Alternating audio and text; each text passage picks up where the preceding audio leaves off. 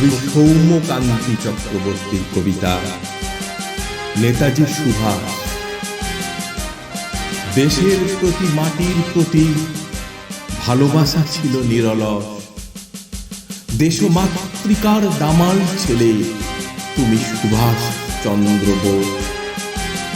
দেশের সকল লোকে তোমায় নেতাজি বলেই জানে। দেশের স্বাধীনতায় তোমার অবদান সবাই মানে। না থাকলে তুমি হে বীর সংগ্রামী, ভারতবর্ষ স্বাধীন হতো না।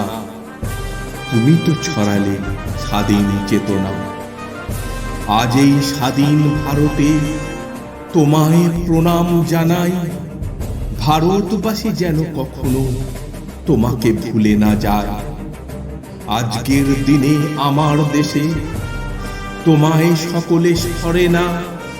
হে বীর, মাঝে মাঝে প্রশ্ন জাগে, তুমি কি শুধুই বাঙালি?